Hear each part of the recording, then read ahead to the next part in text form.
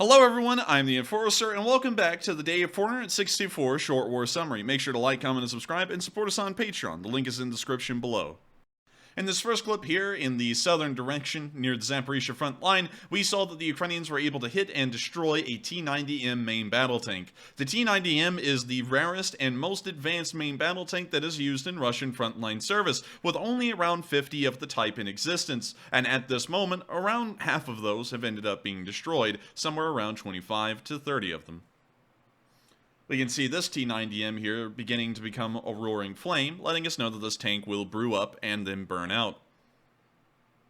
Meanwhile, Ukrainian tanks, unlike this T-90M in the Bakhmut direction, are working quite well. As we can see here, this Ukrainian tank is about to wipe out a Russian position.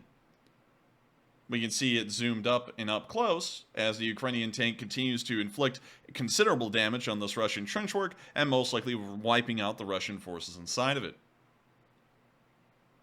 This is sometimes too much for drones to handle, which, as we can see right here, another drone has come down with shell shock. Shell shock is a serious risk for most drones, and we can see right here, it is just too much for this little one. Meanwhile, in the Bakhmut direction again, we can see that Ukrainian artillery was able to destroy several Russian vehicles today, somewhere on the western side of the city. We can actually see one of those vehicles on fire and burning at the beginning of this clip, near one of the high-rises.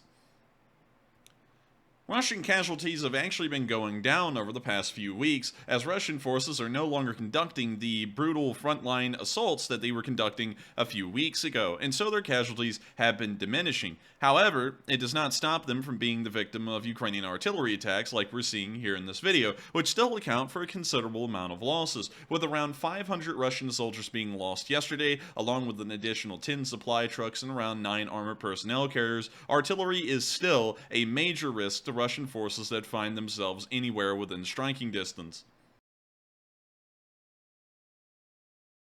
The fire continues to burn, and we can see that an entire Russian convoy was in the area. We can see what appears to be a Scooby-Doo van that was unaffected so far by the artillery shelling.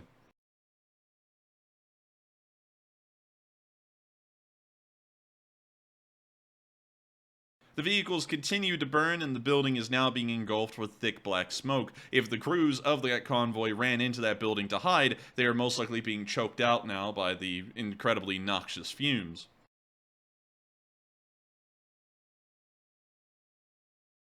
We can now see the Scooby-Doo van has finally succumbed to the fire. Thank you all once again for watching. Make sure to like, comment, and subscribe, and I'll see you all in the next one.